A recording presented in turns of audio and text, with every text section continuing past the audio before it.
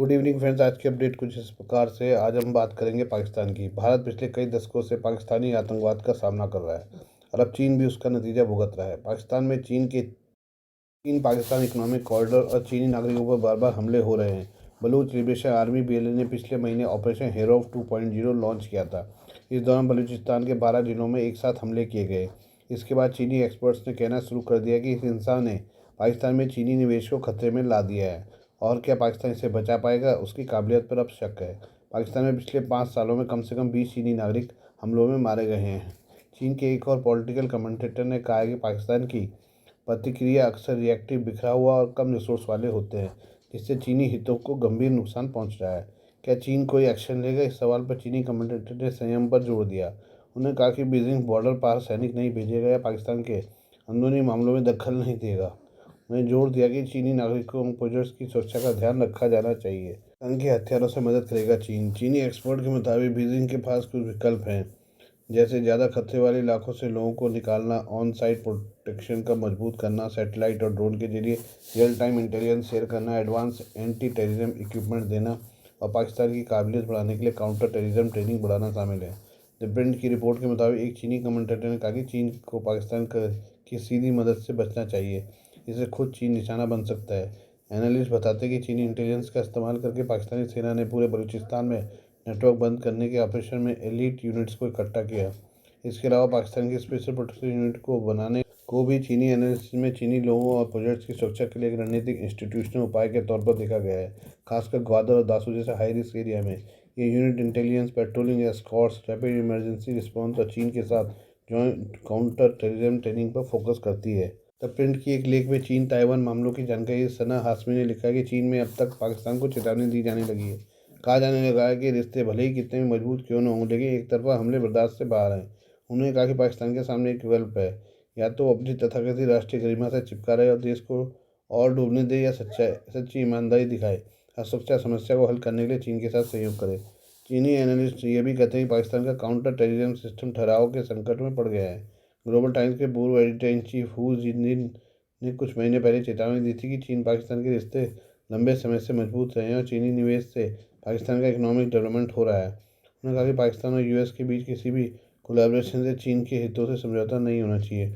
उन्होंने कहा कि इसे नज़रअंदाज करने की भी भारी कीमत चुकानी पड़ेगी।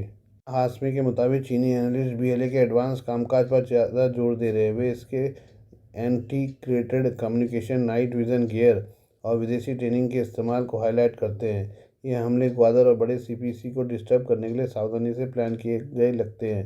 चीन में चिंता की जगह बेसब्री लेती दिख रही है। हर नया हमला बीजिंग के विश्वास को तोड़ता है। चीन पहले से ही कॉरिडोर के लिए भारी कीमत चुका रहा है। फिर भी जैसे जैसे आतंकी हमले बढ़ रहे हैं, पाकिस्तान की सीमित क्षमता और चीनी प्रोजेक्ट्स की सुरक्षा करने और आतंकवाद पर रोक लगाने में उसकी हिचकिचाहट की वजह से बीजिंग के पास बहुत कम ऑप्शन बचे हैं। ये बात करें भारत और बांग्लादेश की। भारत और बांग्लादेश के बीच एक बार फिर से बस सुविधा बहाल हो गई है। करीब 18 महीने के बाद अगरतला ढाका कोलकाता और कोलकाता ढाका अगरतला रूट पर इंटरनेशनल मैत्री बस सर्विस फिर शुरू हो गई है।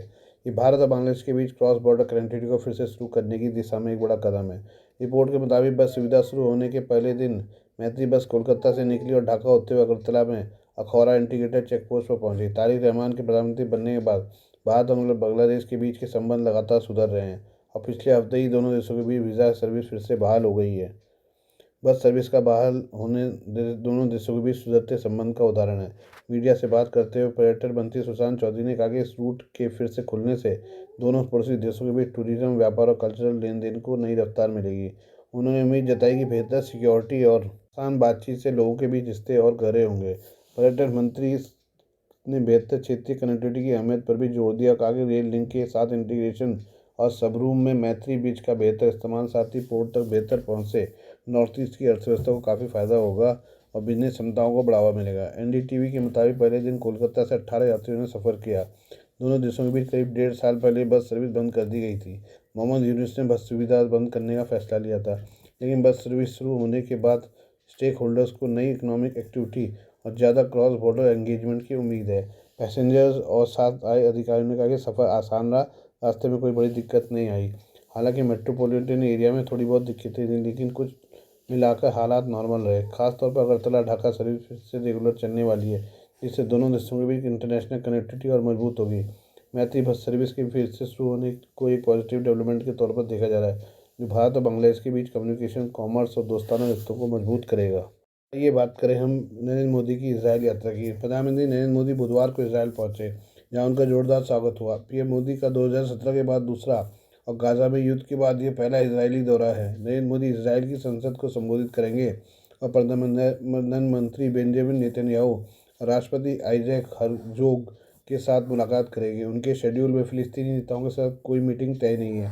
ऐसे में एक्सपर्ट पीएम मोदी के दौरे को भारत के अरब दुनिया के साथ संबंधों के लिए एक इम्तिहान की तरह देख रहे हैं।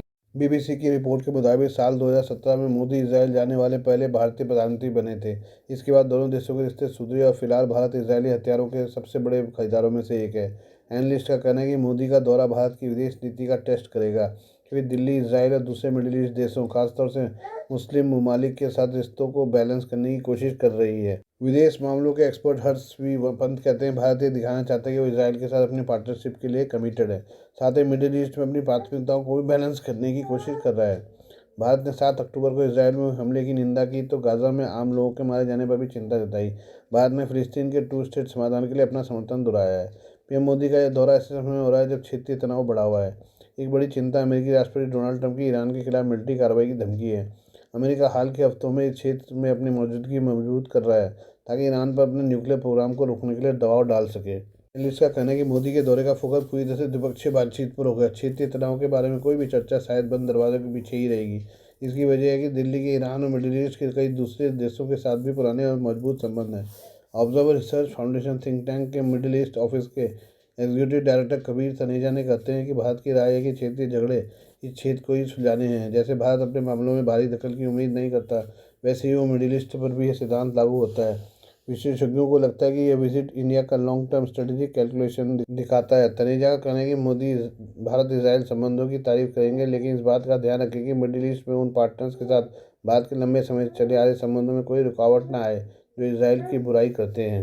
Please do like, share and subscribe this channel of my news, views and analysis by Prakash.